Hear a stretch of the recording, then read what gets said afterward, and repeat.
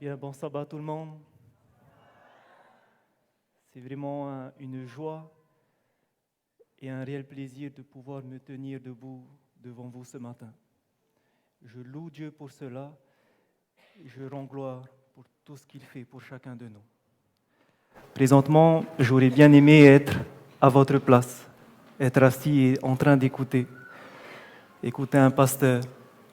Et voilà, Dieu m'a appelé à parler pour lui et je ne fais que l'obéir. J'ai été très touché par l'intervention de Philippe lorsqu'il parlait de mon grand-père, Samuel Rapoto. Personnellement, je ne l'ai jamais connu. Il est mort lorsque mon père avait que 12 ans.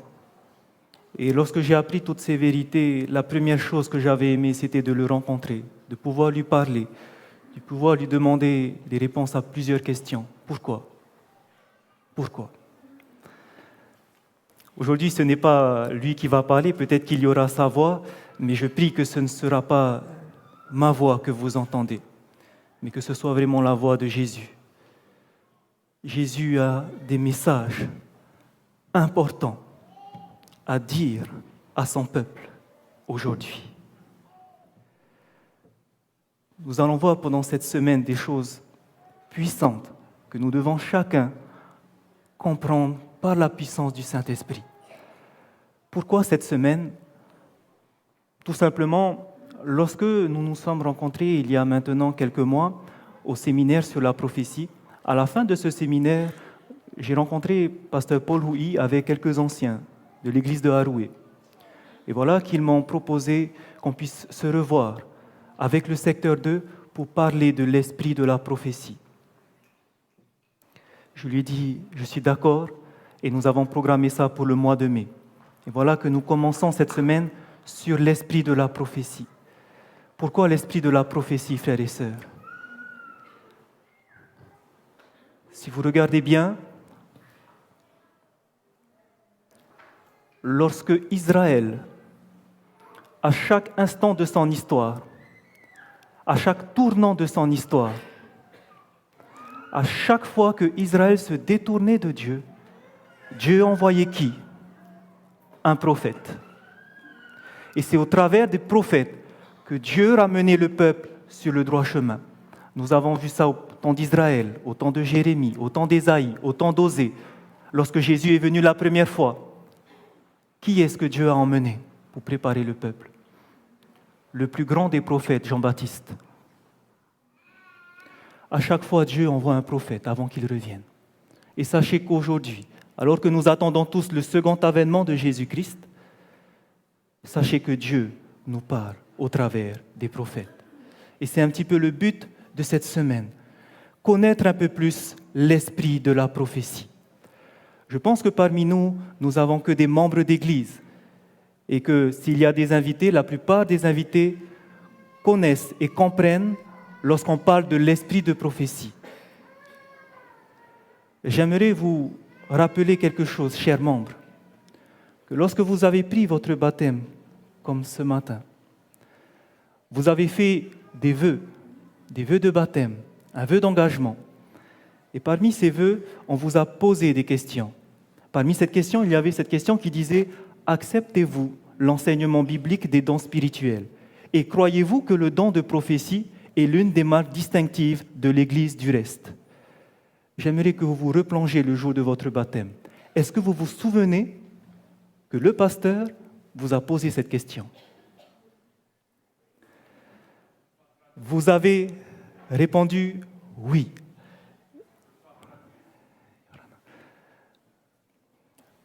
On aimerait faire la traduction. Alors, je vais essayer de parler simplement. Voici pourquoi. Ce matin, nous avons prévu 2 messages et il est déjà 10h15. Si nous faisons la traduction, nous allons terminer à 14h.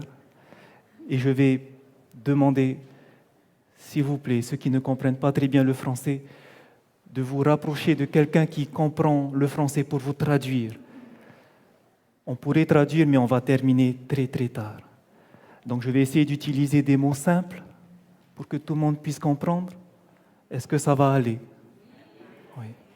Merci, je m'excuse d'avance. Je m'excuse. Donc voici la question qu'on vous a posée. Et tous, vous avez répondu quoi? Vous avez levé la main droite en réponse oui. Et j'espère que vous avez fait très attention à votre réponse. Lorsque vous disiez oui à Dieu, c'est un oui. Malheureusement, aujourd'hui, beaucoup ne croient plus en l'esprit de prophétie. Beaucoup ne lisent pas l'esprit de prophétie et beaucoup critiquent l'esprit de prophétie en disant que ce n'est pas inspiré, ce n'est pas écrit pour nous, mais c'était pour leur époque. Alors aujourd'hui, j'aimerais qu'on puisse mieux comprendre. C'est l'occasion pour nous de nous plonger à l'intérieur, de mieux comprendre l'esprit de la prophétie. Parmi les citations que cette femme, Ellen White, a reçues, elle va nous donner un conseil pratique pour nous. Elle dira dans Témoignages pour les ministères, quand les livres de Daniel et de l'Apocalypse seront mieux compris, les croyants auront une expérience religieuse entièrement différente. Est-ce que vous avez envie d'une expérience religieuse différente? Je pense qu'on est tous à la recherche de ça. Et voici le conseil qu'on nous donne. Comprenez le livre de Daniel et de la Révélation. Nous avons déjà étudié le livre de Daniel pour ceux qui étaient là au séminaire. Nous n'avons pas pu aller plus en profondeur, mais aujourd'hui, nous allons directement passer au livre de l'Apocalypse. Et avant d'ouvrir cette Bible, avant de lire ce que Dieu nous réserve ce matin dans le livre de l'Apocalypse, j'aimerais demander à chacun si nous puissions incliner la tête et pour ceux qui le peuvent, se mettre à genoux, ceux qui le peuvent.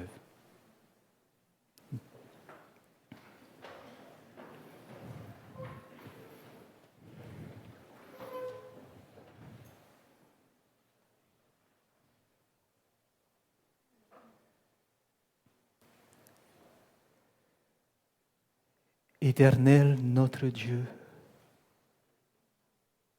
que tu es grand. Ta parole nous dit que tu sièges dans les lieux célestes et que les anges s'abaissent devant toi, te louent. Les séraphins se voilent la face parce que tu es un Dieu saint, saint et saint.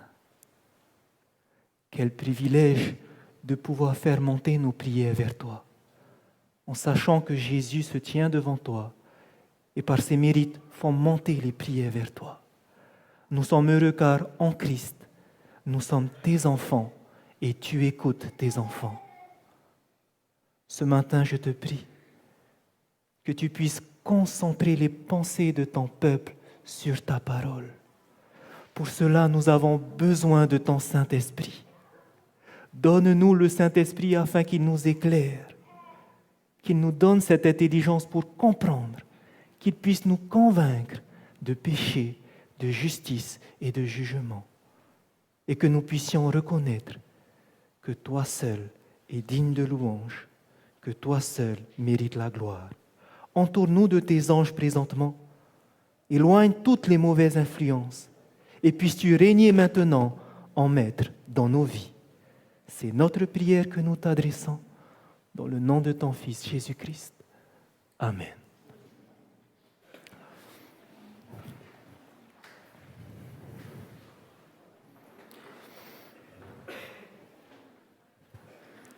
J'aimerais inviter tous ceux qui ont leur Bible de la sortir, s'il vous plaît. Et pour cette semaine, je vous invite tout le monde à venir avec votre Bible, des stylos, des cahiers pour prendre des notes. Et si vous n'avez pas votre Bible ce matin, cet après-midi, faites un détour à la maison pour revenir avec elle. Je vous invite tous à prendre dans le livre de la révélation de Jésus-Christ, le livre d'Apocalypse, le dernier livre qui clôture sa parole.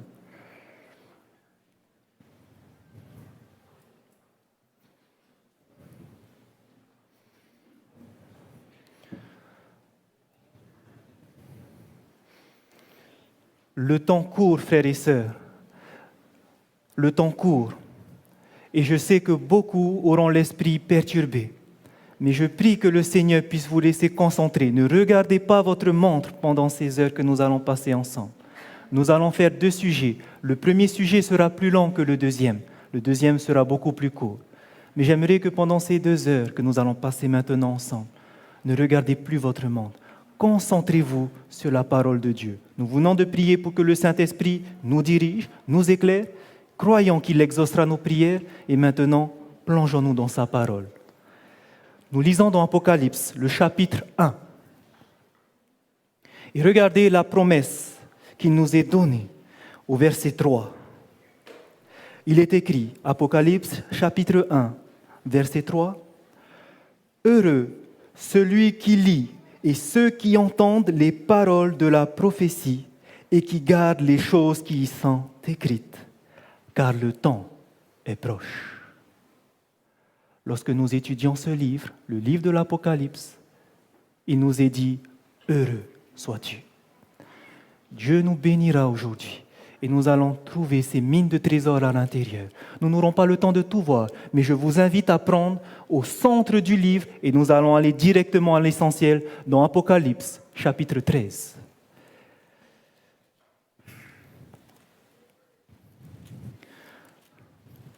Il nous est donné cette promesse, heureux soit celui qui lit, qui entend, qui comprend cette parole. Et dans Apocalypse chapitre 13, tous ensemble, nous allons lire du verset 1 au verset 17. Voici comment nous allons procéder. Je lirai un verset, le verset 2, vous le lisez ensemble. Même si les versions ne concordent pas, ce n'est pas grave. Je lirai le verset 3, vous lirez le verset 4. Ainsi de suite jusqu'au verset 18. Apocalypse chapitre 13, verset 1, nous commençons. « Puis je vis monter de la mer une bête qui avait 10 cornes et 7 têtes, et sur ses cornes 10 diadèmes, et sur ses têtes des noms de blasphème.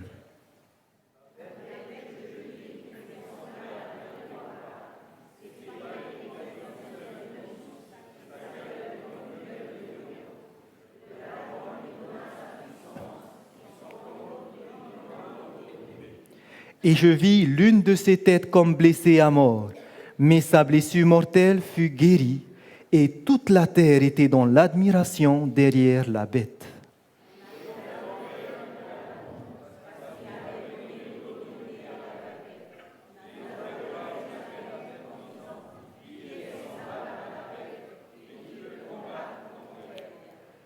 Et il lui fut donné une bouche qui proférait des paroles arrogantes et des blasphèmes. Et il fut donné le pouvoir d'agir pendant 42 mois.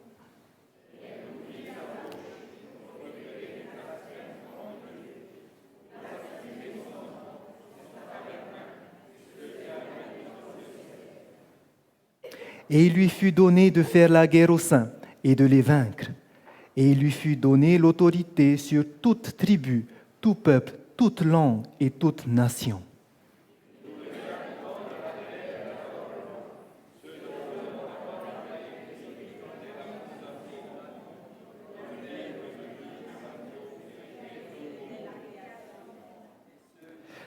Si quelqu'un a des oreilles, qu'il entende.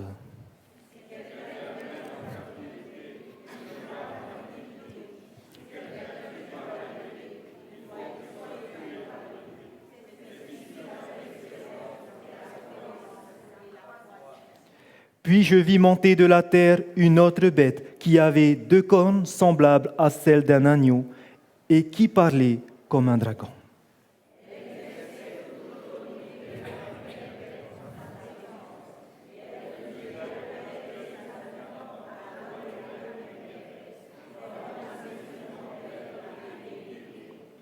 Elle opérait de grands prodiges, même jusqu'à faire descendre du feu du ciel sur la terre à la vue des hommes.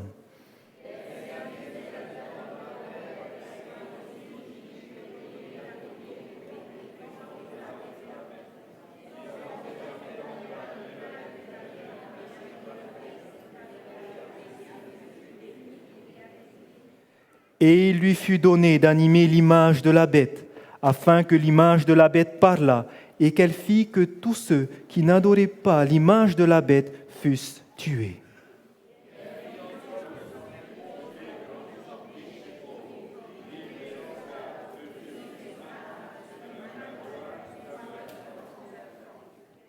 Et que personne ne put acheter ni vendre sans avoir la marque, le nom de la bête ou le nombre de son nom.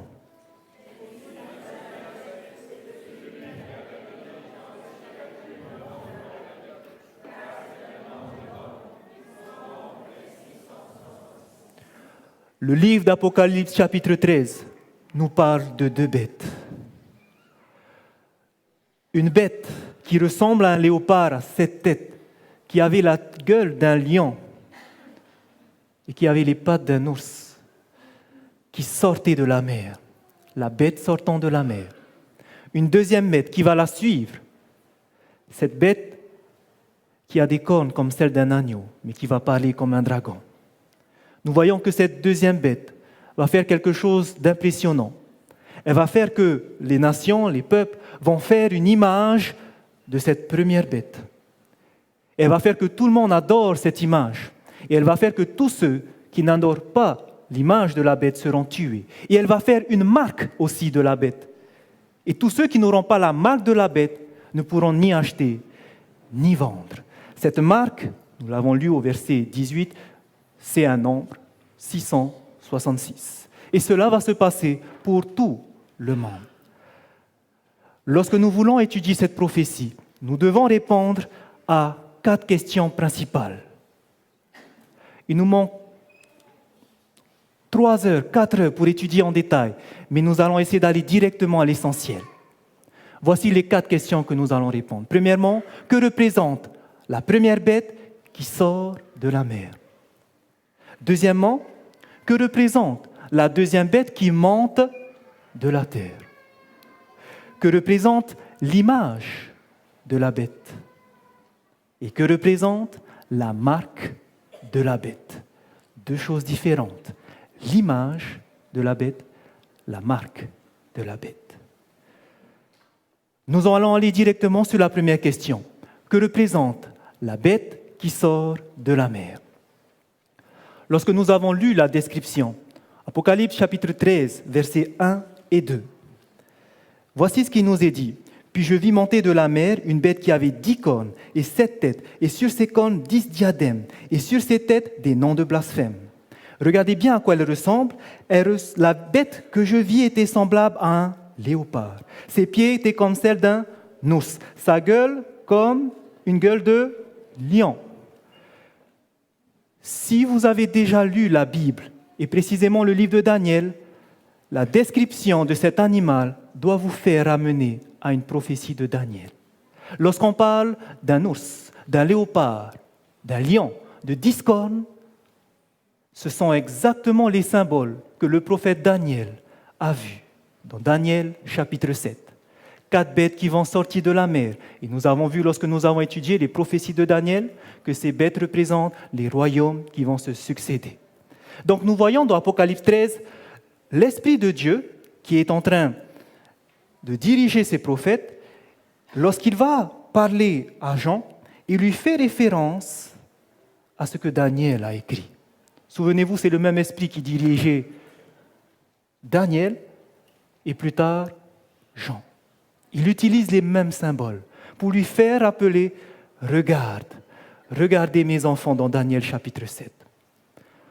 Maintenant, lorsque nous allons décrire ce que va faire cette bête qui sort de la mer. Nous n'allons pas aller dans le détail pour gagner du temps, mais vous allez voir qu'il y a des ressemblances avec la description de cette petite corne. Pourquoi? Vous allez voir par exemple que la bête qui sort de la mer va parler avec arrogance. Vous allez voir que la petite corne, on lui a donné aussi une bouche qui parle avec arrogance. Autre chose, vous allez voir que la première bête va parler contre Dieu. Et vous allez voir que la deuxième, la petite corne, elle va parler, blasphémer contre le Très-Haut. Vous allez lire aussi dans Apocalypse chapitre 13 qu'elle va faire la guerre aux saints, la bête qui sort de la mer. Et vous allez voir dans Apocalypse chapitre 7 que la petite corne aussi va faire la guerre aux saints. Vous allez lire qu'elle va faire la guerre pendant 42 mois, la bête qui sort de la mer. Et si vous calculez 42 mois, ça vous fait 1260 jours. Et lorsque vous allez dans Daniel chapitre 7, vous allez voir que la petite corne va opprimer les saints pendant un temps, des temps et la moitié d'un temps, soit 3 ans et demi. Et ces 3 ans et demi représentent aussi 1260 jours. Tout simplement, lorsque Jean voit cette bête, l'Esprit de Dieu est en train de lui montrer la petite corne. Il s'agit de la même entité. Lorsque vous allez étudier maintenant qui est cette petite corne, tous les indices parlant de cette petite corne, il n'y a qu'une seule entité qui répond à ces indices. Nous avons déjà étudié aussi cela. Et nous avons vu que un des premiers à trouver qui était cette petite corne, c'était ce moine catholique du nom de Martin Luther.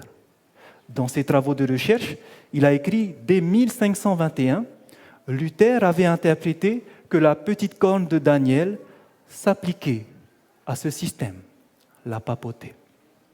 Il n'était pas le seul, car d'autres réformateurs également ont trouvé la même chose. Jean Calvin, par exemple, dira « Je nie qu'il soit le vicaire du Christ qui, en persécutant furieusement l'Évangile, démontre par sa conduite qu'il est l'Antéchrist. » Vous savez, lorsqu'il y a eu la réforme protestante, ils ne sont pas partis comme ça contre la papauté, mais ils avaient à l'appui la parole de Dieu.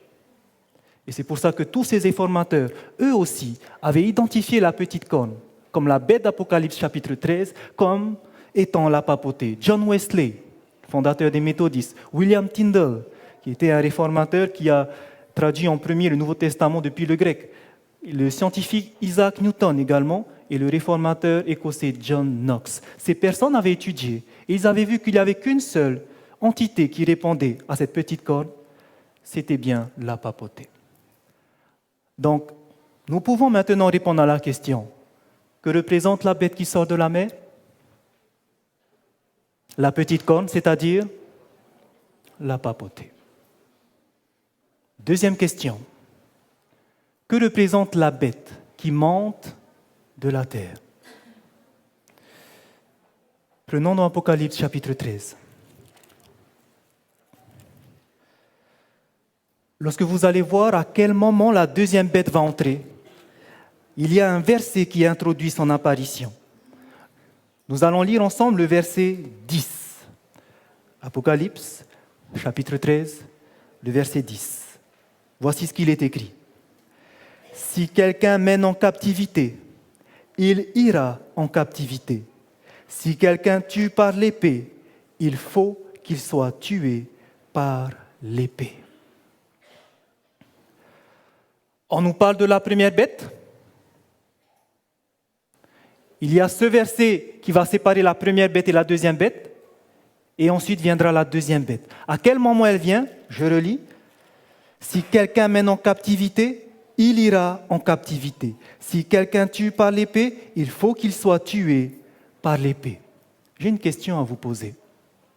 Pendant combien de temps la petite corne, pendant combien de temps cette bête va-t-elle agir, la bête qui sort de la mer? Pendant 42 mois, c'est-à-dire 1260 jours, qui correspond à quoi? 1260 années. C'est le règne pendant lequel la papauté a régné, de 538 jusqu'à 1798. Pendant toute cette année, toute cette époque qu'on appelait le Moyen Âge, c'était le pape qui dirigeait. Maintenant, qu'est-ce que nous dit le verset 3 ? Et je vis l'une de ses têtes comme blessée à mort.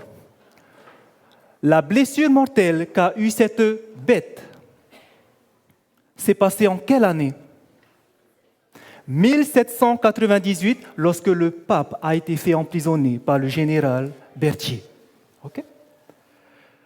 C'est pour cela qu'au verset 10,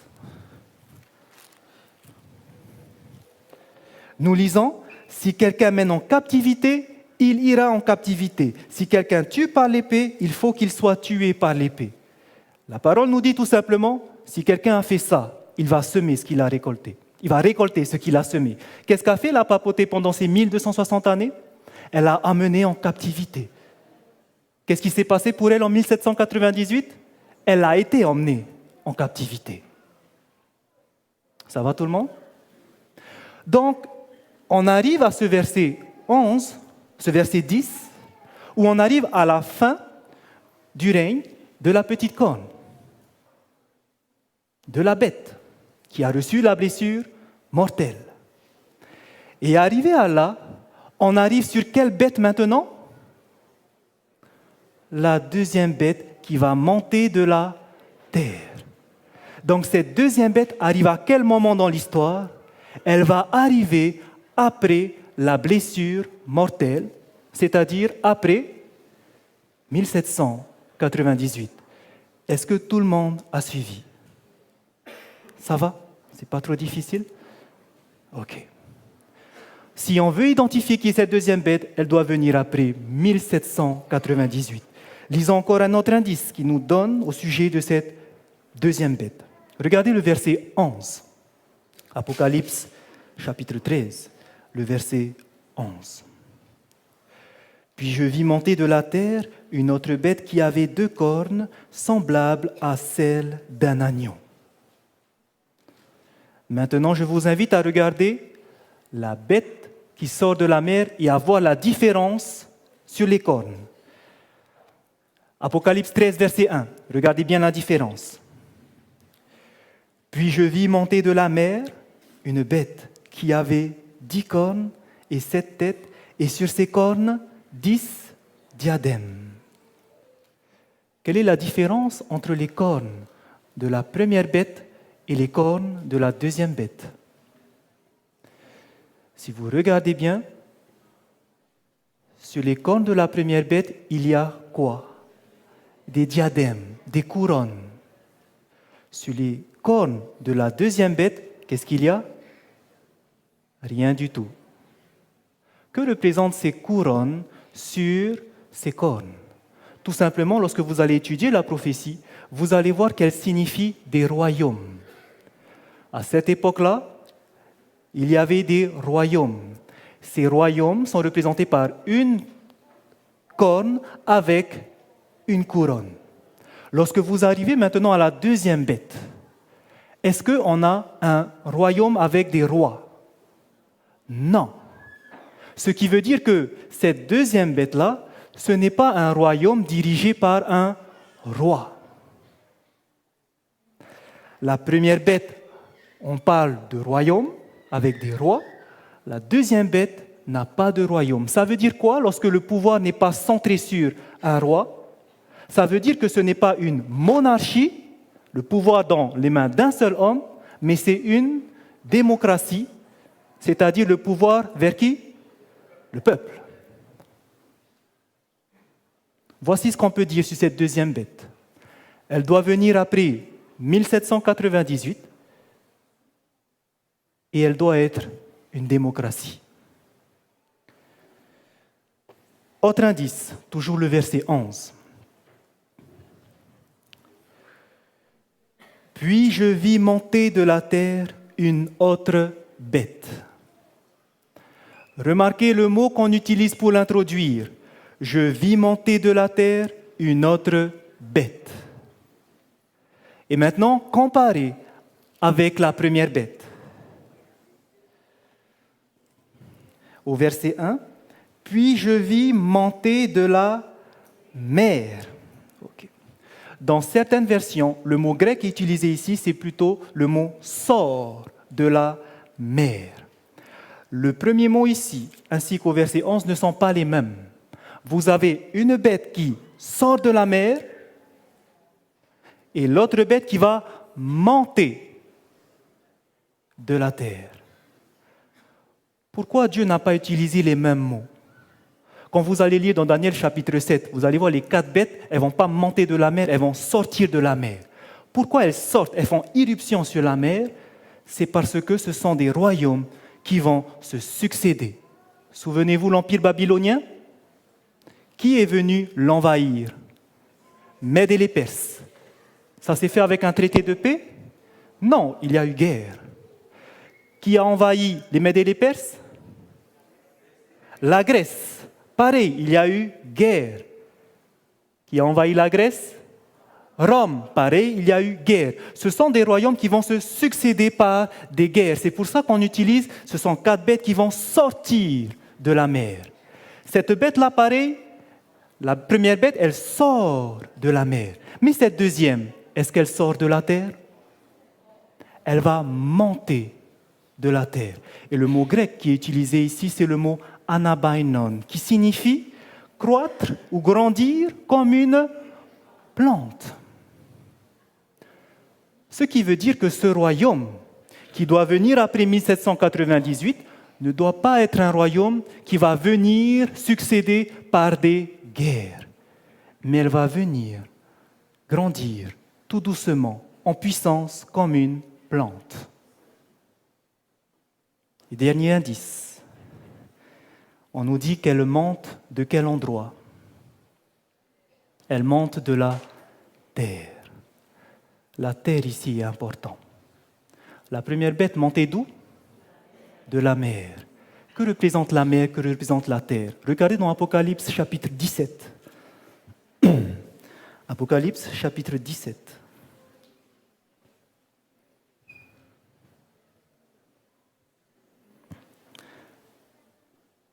Apocalypse chapitre 17, nous voyons ici la description de la prostituée, Babylone la grande, qui va se tenir sur des grandes eaux ou sur les mers.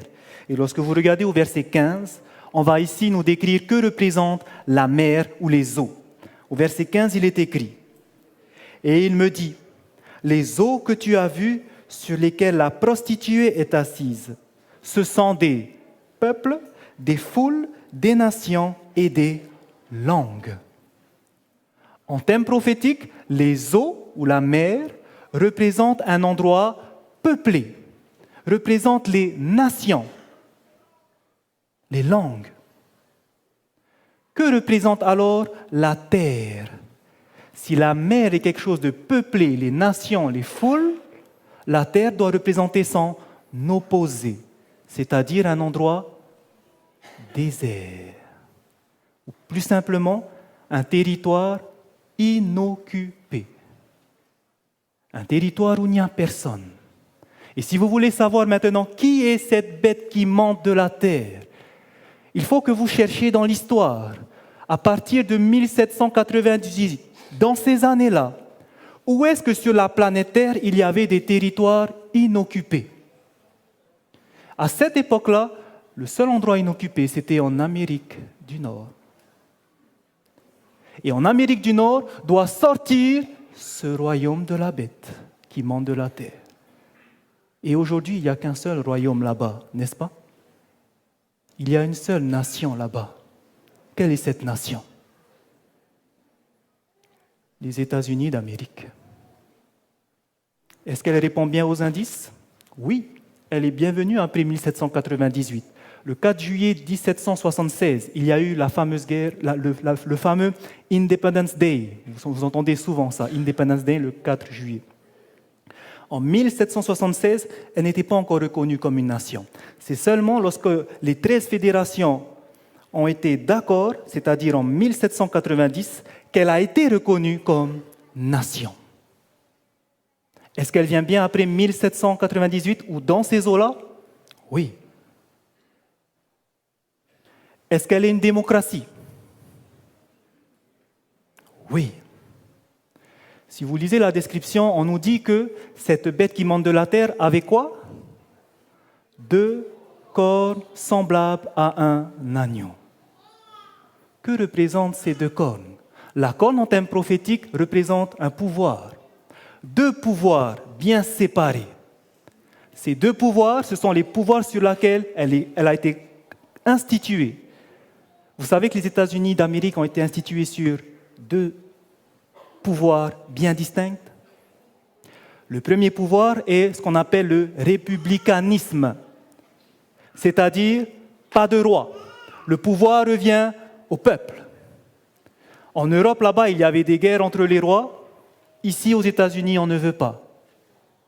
Le pouvoir revient au peuple, pas de roi. C'est le républicanisme. Le deuxième pouvoir représente le protestantisme. Le protestantisme, c'est-à-dire pas de pape. La religion n'est pas centralisée en un seul homme, ce n'est pas biblique. Les 2 cornes, protestantisme et républicanisme, ça répond exactement à la description de cette bête. Et j'aimerais juste vous montrer quelque chose. Les personnes qui ont interprété cela, les premiers à interpréter cela par rapport à la bête qui monte de la terre, étaient les adventistes du 7e jour. Savez-vous comment est-ce qu'ils ont représenté cette bête? Ils l'ont toujours représenté comme un bison. Je ne sais pas d'ailleurs pourquoi ils ont utilisé ça, mais quand vous regardez, c'est vrai qu'aux États-Unis, une bête ou un mammifère qui a 2 cornes, il y a le bison qui est bien natif de l'Amérique, n'est-ce pas? Donc on a utilisé ce symbole pour représenter cette bête qui monte de la terre. Et je ne pense pas qu'il l'en fait par hasard. Je pense que Dieu a bien choisi cette bête pour décrire, pour montrer à ses enfants, voici cette bête qui monte de la terre. Pourquoi je dis ça?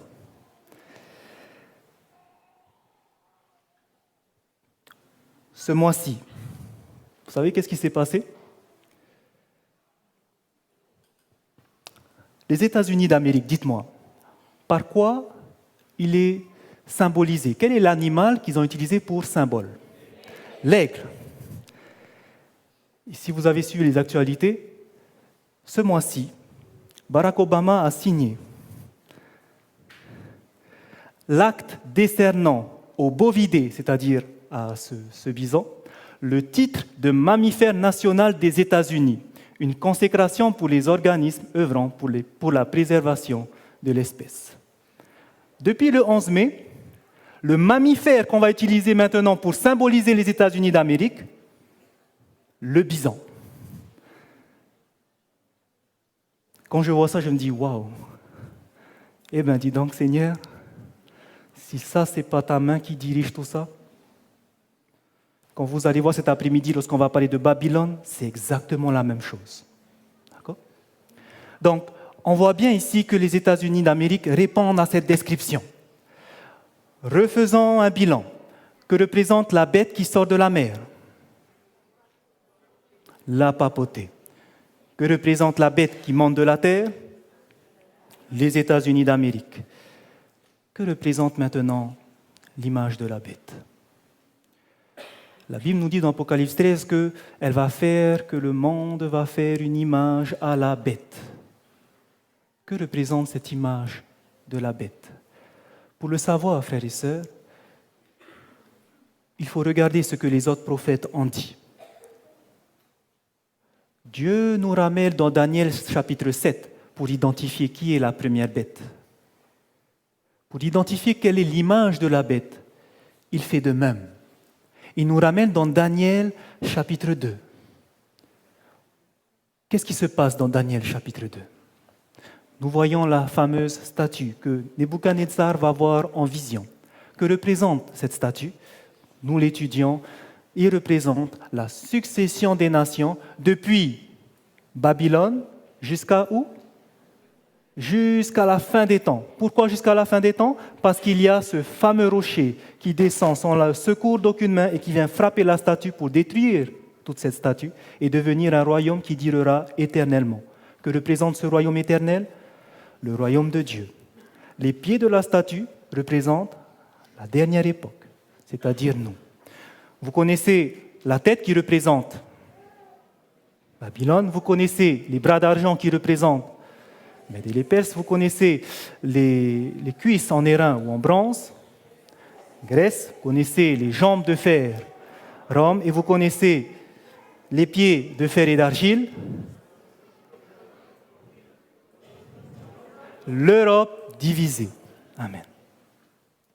C'est ce que nous apprenons et c'est ce qui s'est passé réellement dans l'histoire. J'aimerais maintenant, dans un second temps, vous emmener plus loin dans l'interprétation de ces pieds d'argile. Il est vrai qu'on utilise cela pour interpréter aussi les 10 cornes, 10 orteils, 10 cornes de Daniel chapitre 7, représentant les 10 tribus barbares qui vont diviser l'Empire romain. Mais on ne peut pas vraiment utiliser ça. Pourquoi ? Parce que vous allez voir dans Daniel 7 combien de cornes vont être arrachées. Et là, il y en a combien ? 10 avant le retour de Jésus. Donc, ça colle, mais pas jusqu'au bout. Mais il y a une deuxième interprétation si vous allez plus en profondeur. Quand vous examinez cette statue, elle est faite majoritairement de quoi ? Que de métaux. Que du métal. Pourquoi ? Chaque métal représentait un royaume. Ce sont que des royaumes.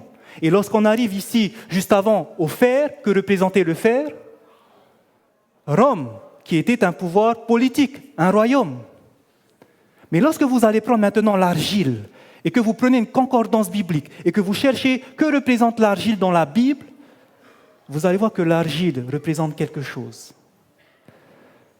Si vous prenez par exemple dans Ésaïe, que représente l'argile ? Ésaïe chapitre 64. Donc vous allez faire aujourd'hui une deuxième application et qui est très importante pour connaître qui est l'image de la bête. Dans Ésaïe, au chapitre 64.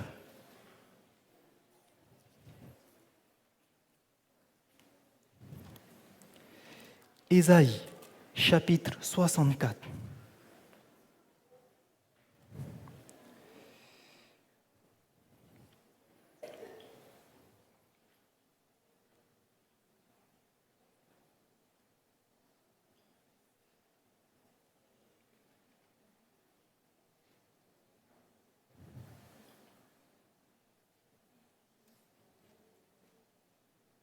Nous allons lire le verset 7. Dans certaines versions, ça peut être le verset 8. Voici ce qui est écrit dans ma version. « Cependant, ô Éternel, tu es notre Père, nous sommes l'argile et c'est toi qui nous as formés. Nous sommes tous l'ouvrage de tes mains. » Israël parle et dit « Nous sommes l'argile et c'est toi qui nous as formés. » Dans Jérémie chapitre 18, vous voyez que l'argile,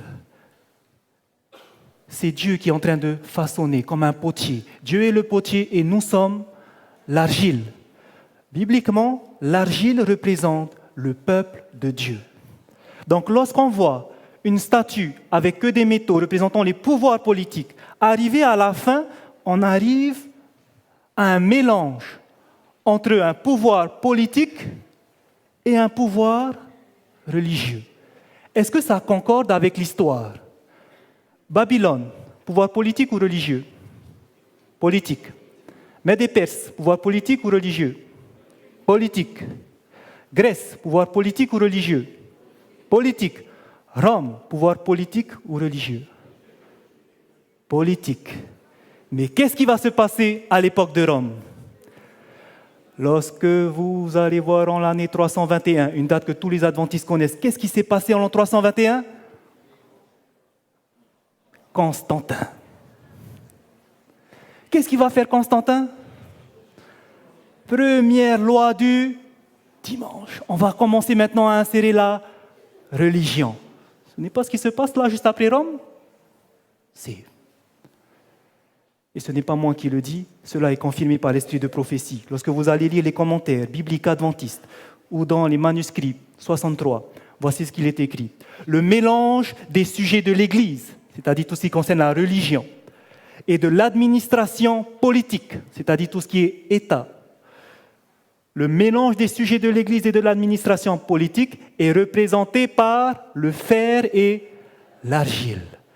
Voici ce que l'Esprit de prophétie commente en sujet de ces pieds d'argile. Le mélange politique religieux, ça représente ces pieds de fer et d'argile. Comme nous avons dit, Constantin, lorsqu'il est arrivé, premier empereur romain, a établi une loi, première loi du dimanche, le 7 mars 321, où ce jour-là, le fameux jour vénérable du soleil, le Sunday en anglais, le dimanche, que les magistrats et les habitants se reposent et que tous les ateliers soient fermés. C'est là qu'a commencé ce mélange entre politique et religion. Et cela a atteint son sommet. À quel moment? Lorsqu'en 538, le pape a été nommé chef de toutes les églises. L'évêque de Rome a été nommé chef de toutes les églises. Et cela a continué pendant un temps, des temps et la moitié d'un temps.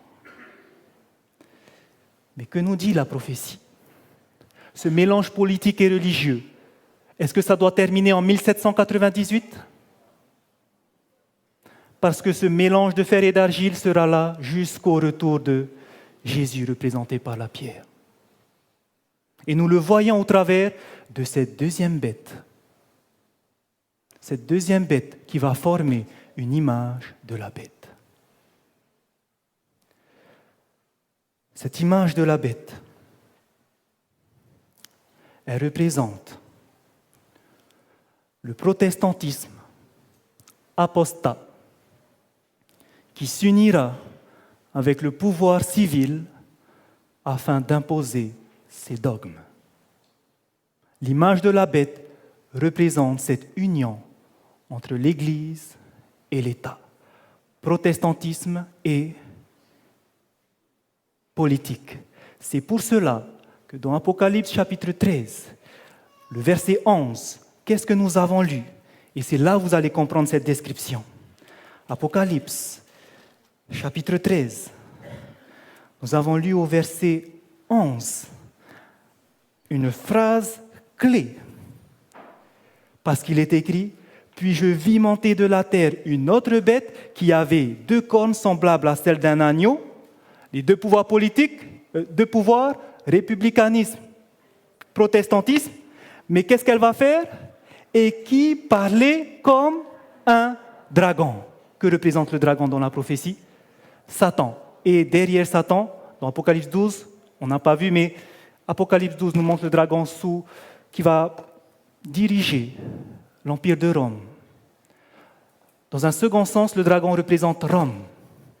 Que va faire cette bête qui monte de la terre? Elle a bien les 2 cornes, parce que c'est séparé pouvoir politique et religieux.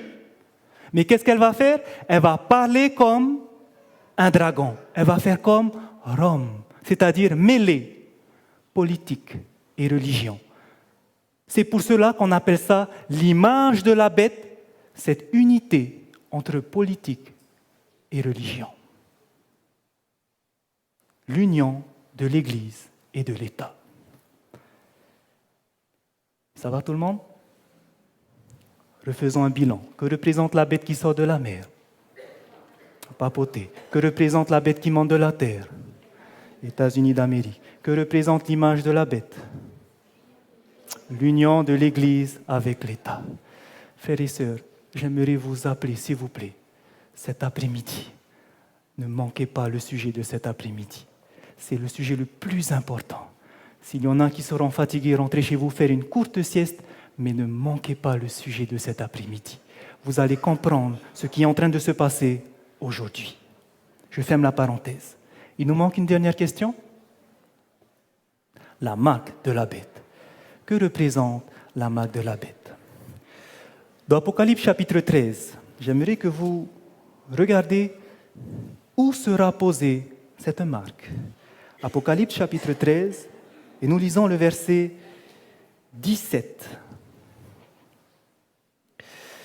Verset 17, il est écrit « Et elle fit que tous, petits et grands, riches et pauvres, libres et esclaves, reçussent une marque sur leur main droite ou sur leur front.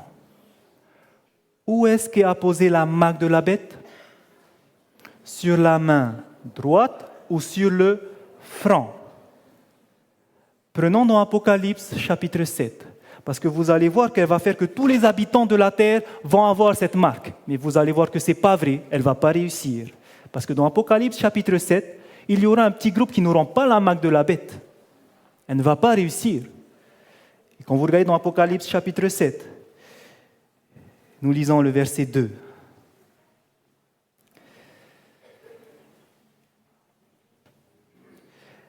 Apocalypse chapitre 7, verset 2. Il est écrit « Et je vis un autre ange qui montait du côté du soleil levant et qui tenait le sceau du Dieu vivant. Il cria d'une voix forte aux 4 anges à qui il avait été donné de faire du mal à la terre et à la mer. Et il dit, ne faites point de mal à la terre, ni à la mer, ni aux arbres, jusqu'à ce que nous ayons marqué du sceau le front des serviteurs de notre Dieu. » Ce sont les 144 000.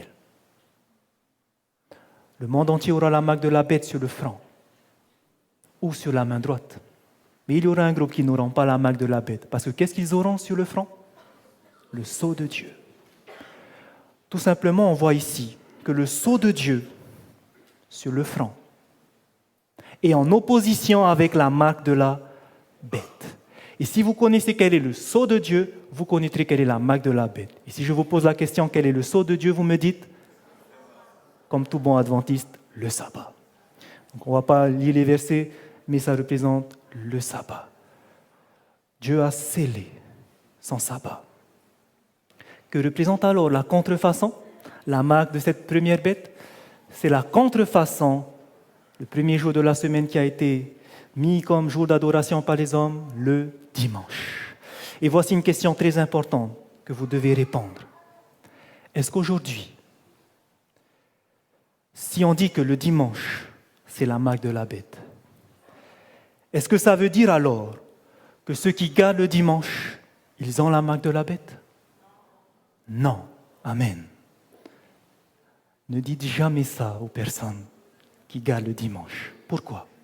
Selon l'esprit de la prophétie, à quel moment va venir la marque de la bête, l'observation du dimanche? Dans Commentaire adventiste, voici ce qu'Ellen White nous dit. L'observation du dimanche n'est pas encore la marque de la bête. Donc tous ceux qui gardent pour l'instant le dimanche n'ont pas la marque de la bête. Pourquoi? Elle ne le sera pas jusqu'au décret ordonnant aux hommes de célébrer un culte en ce jour de sabbat idolâtre. Ce qui veut dire qu'il faudra attendre qu'il y ait un décret, une loi, disant à tout le monde d'observer le dimanche, et alors, là, tous ceux qui garderont le dimanche auront la marque de la bête. Le temps va venir où ce jour servira de test, mais ce temps n'est pas encore venu. Donc aujourd'hui, est-ce qu'il y a un décret qui dit que tout le monde doit observer le dimanche? Non. Personne alors n'a la marque de la bête. Deuxième condition pour qu'on ait la marque de la bête. Évangéliser. Page 235. Dieu a donné le sabbat aux hommes comme un signe entre lui et eux, comme un test de leur loyauté à son égard. Ceux qui, après avoir reçu la lumière sur la loi de Dieu, donc du sabbat, continuent à désobéir et à exalter les lois humaines au-dessus de la loi de Dieu pendant la grande crise à laquelle nous allons être confrontés, ces personnes-là recevront la marque de la bête. Qu'est-ce que ça veut dire? Deuxièmement, ceux qui auront la marque de la bête, qu'est-ce qu'ils auront entendu premièrement? Ils auront reçu la lumière sur le sabbat. Ils auront compris que le sabbat est réellement le jour établi par Dieu. Et s'ils ont entendu que le sabbat est bien le jour de Dieu et qu'ils continuent à garder le dimanche, qu'est-ce qui se passe pour eux? Ils auront la marque de la bête. Donc soyons clairs à ce sujet. Ceux qui gardent le dimanche ont-ils la marque de la bête? Non. Mais à quel moment la marque de la bête va venir? à partir de la loi du dimanche, lorsqu'il y aura une loi disant que le dimanche est obligatoire. Et deuxièmement, il faudra avoir reçu la vérité du sabbat et la refuser. À ce moment-là, il y aura la marque de la bête. Ok? Fermons la parenthèse. Qui va faire cette image? Qui va apposer cette marque de la bête? La première ou la deuxième bête? La deuxième bête, c'est-à-dire celle qui va monter qui représente les États-Unis d'Amérique. Ok. Donc il viendra un jour où les États-Unis d'Amérique vont décréter une loi demandant l'observation du dimanche obligatoire à tous ses citoyens. Qu'est-ce qui va se passer alors à ce moment-là? Regardez ce que l'esprit de prophétie nous dit.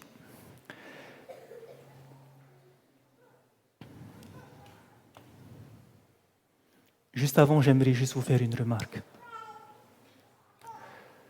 Est-ce que l'image de la bête et la marque de la bête, c'est la même chose? Non. Que représente l'image de la bête? L'union de l'Église et de l'État. Que représente la marque de la bête? Le dimanche, qu'on aura gardé parce qu'on aura, etc. Deux choses différentes. Deuxième question, qu'est-ce qui vient en premier? L'image de la bête ou la marque de la bête? L'image de la bête. Ensuite viendra la marque de la bête. Donc, qu'est-ce qu'il doit avoir d'abord? L'image de la bête, c'est-à-dire l'union entre l'Église et l'État. Et deuxièmement, qu'est-ce qui va venir après? La loi du dimanche. Ça va tout le monde? C'est ce que l'esprit de prophétie va appuyer. Dans Tragédie des siècles, page 482, au premier paragraphe, il est écrit « Dès que les principales églises protestantes des États-Unis s'uniront sur des points de doctrine qui leur sont communs et feront pression sur l'État pour l'amener à imposer leurs décrets et à soutenir leurs institutions. » Donc, qu'est-ce qui se passe ici? Les églises protestantes qui s'unissent et qui vont se joindre à l'État pour appuyer leurs décrets. Qu'est-ce qui va se passer à ce moment-là? L'Amérique protestante sera formée à une image de la hiérarchie romaine. À ce moment-là, elle aura fait l'image de la bête. Ensuite, qu'est-ce qui se passe? Et la conséquence inévitable de cette union Église et État, de cette image de la bête, deuxième étape, c'est quoi? Et la conséquence inévitable en sera l'application de peines civiles aux délinquants. Alors, à ce moment-là, lorsqu'on va décréter la loi du dimanche, tous ceux qui n'auront pas la marque de la bête, que nous dit la parole de Dieu? Apocalypse chapitre 13, verset 17. Ils ne pourront ni acheter ni vendre. Ni acheter ni vendre. Alors viendront les persécutions. Pour vous résumer tout cela sur une frise chronologique, excusez-moi de la date, c'est 2016, c'est une ancienne présentation. Nous sommes en 2016. Qu'est-ce qui doit venir dans le futur? Il doit y avoir cette loi du dimanche. Avant la loi du dimanche, qu'est-ce qu'il doit avoir? L'image de la bête, l'union de l'Église et de l'État. Lorsqu'il y aura ensuite ces décrets qui seront imposés par les États-Unis, la marque de la bête, qu'est-ce qui doit se passer? Quelle est la conséquence? Une persécution, une grande persécution. Cette persécution, c'est ce que Jésus a dit qu'il y aurait dans Matthieu chapitre 24, qu'il y aura cette grande persécution telle qu'il n'y en a jamais eu depuis que l'homme existe. C'est ce qui doit se passer devant nous. Ceux qui recevront, qui garderont le sabbat, malgré qu'il y ait cette loi, auront le sceau de Dieu. Ceux qui céderont à l'État, malheureusement, prendront la marque de la bête. Il y aura cette polarisation entre ces deux groupes. Des personnes qui garderont fidèles à Dieu le sabbat, auront le sceau de Dieu. Ce deuxième groupe qui se soumettront à l'État, qui auront la marque de la bête. Et alors, quand Jésus aura terminé son œuvre dans le lieu très saint et qu'il sortira, sa rétribution sera avec lui et il versera selon leurs œuvres les 7 fléaux. Qui tomberont sur qui? pas ceux qui auront été marqués du sceau.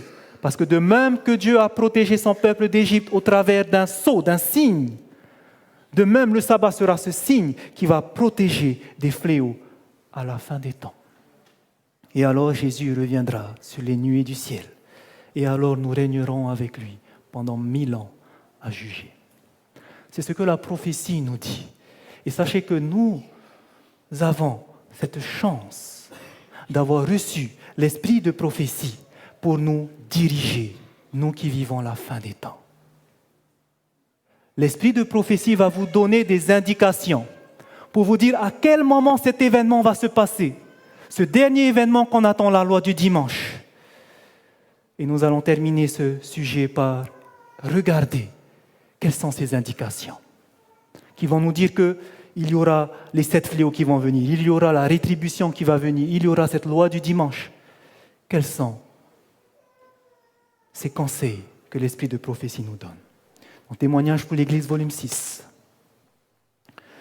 Voici ce que l'esprit de prophétie nous dit.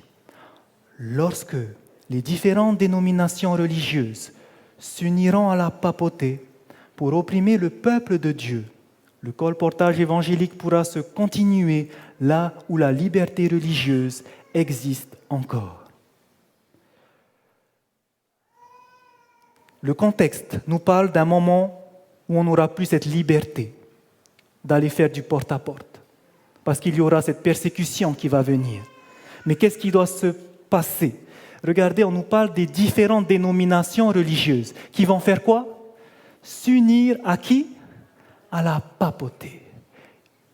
L'esprit de prophétie nous parle qu'il y aura une unité des religions.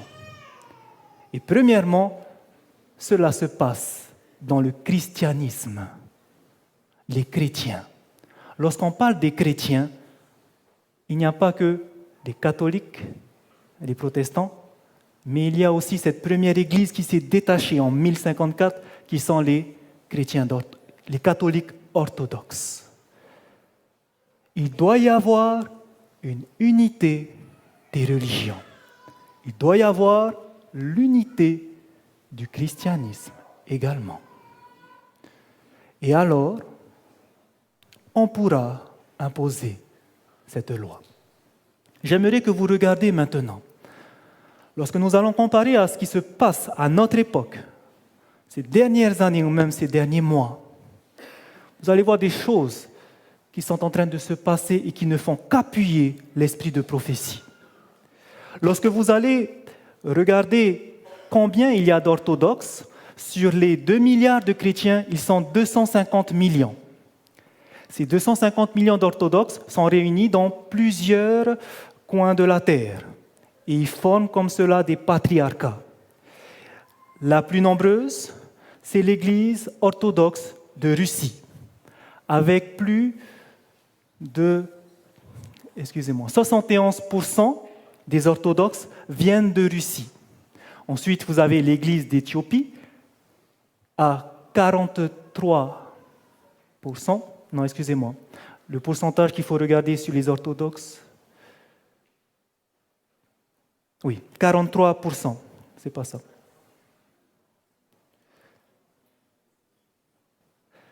OK. En Russie, 71% de la population sont orthodoxes. En Éthiopie, 43% de la population sont orthodoxes. Ça représente, en Russie, plus de 39%. 39% des orthodoxes, c'est-à-dire la majorité des orthodoxes viennent de Russie. Ensuite, il y a l'Éthiopie. Ensuite, il y a l'Ukraine, ainsi de suite.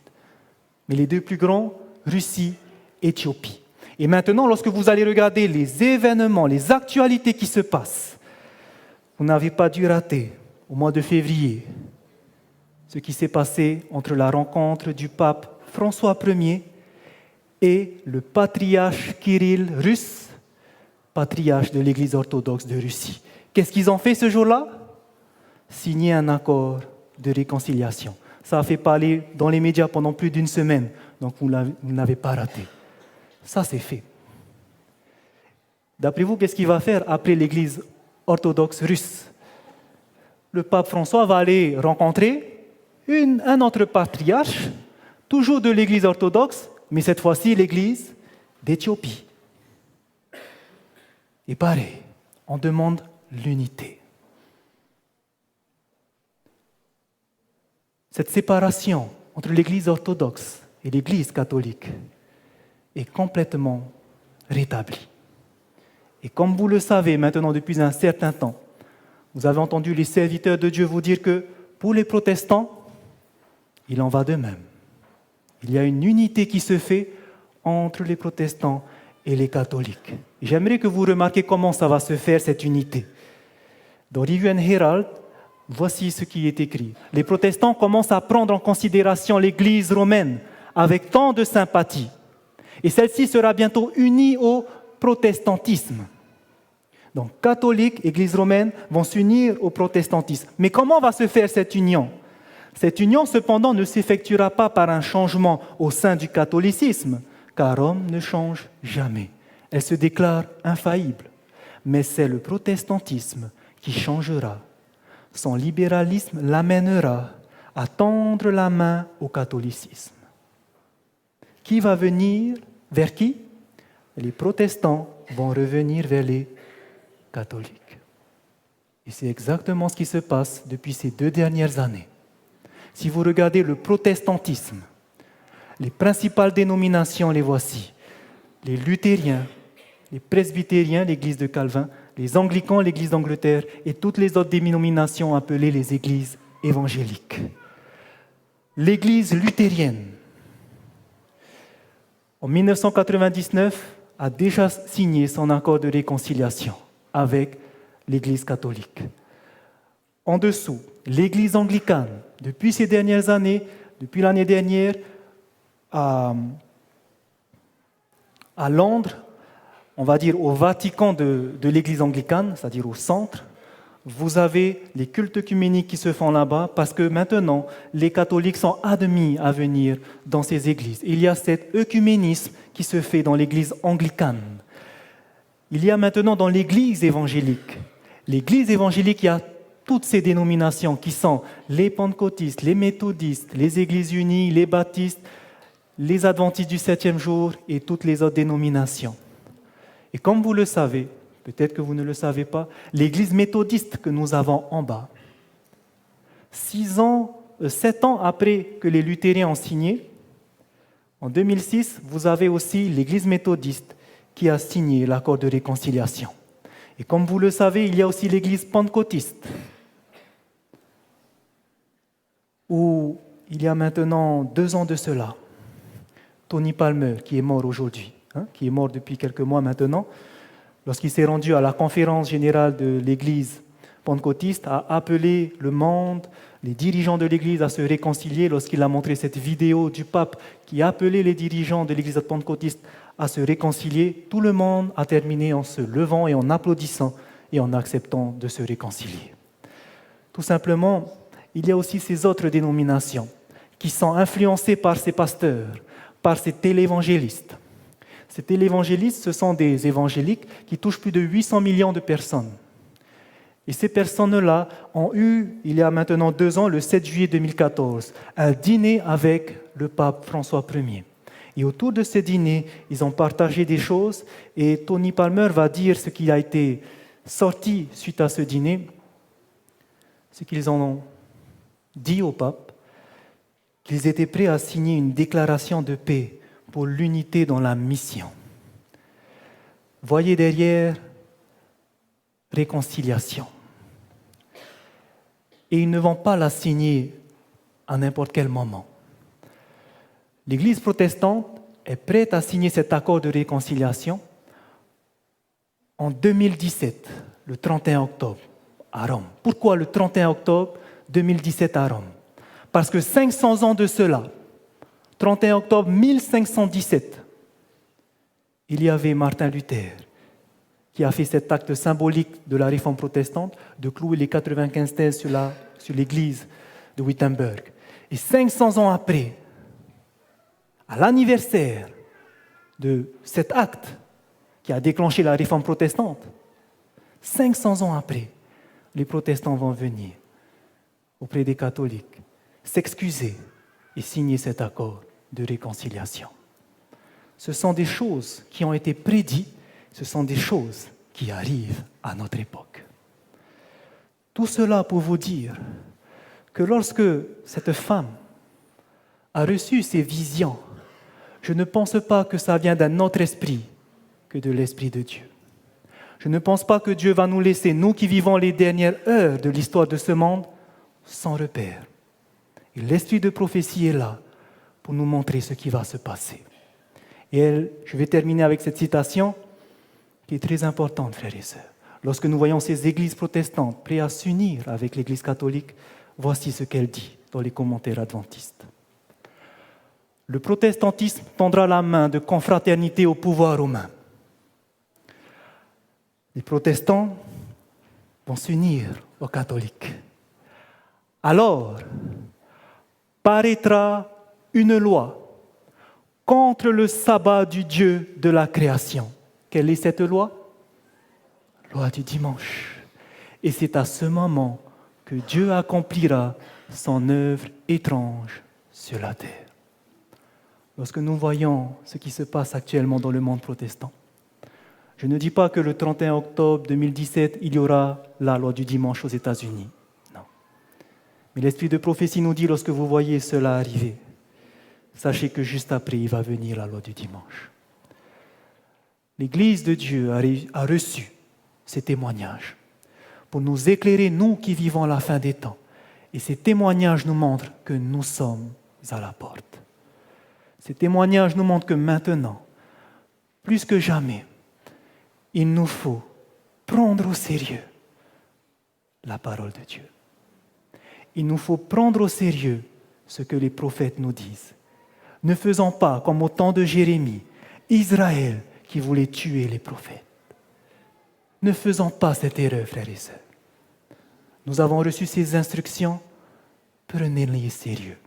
Et c'est ce que nous allons faire pendant cette semaine. Et vous allez voir ce qu'on va découvrir, toutes ces perles que Dieu va vous montrer. J'espère que cela va vous édifier et j'espère que cela va vous aider maintenant à prendre de bons choix. C'est ma prière pour chacun de vous. Amen.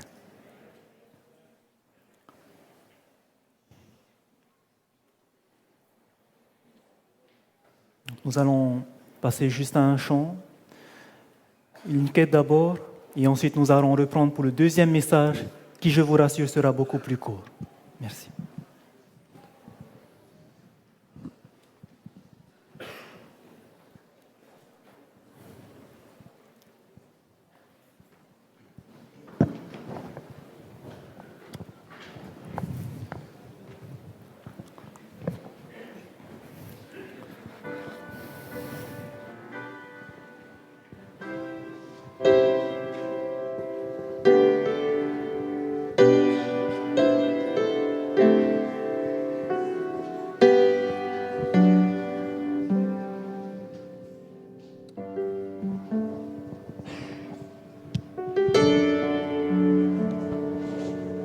Nous allons chanter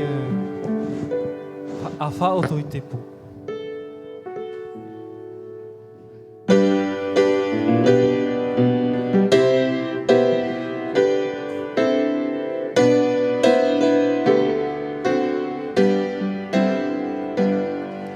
Afa Otoitepo e Haapua Yetu te taifa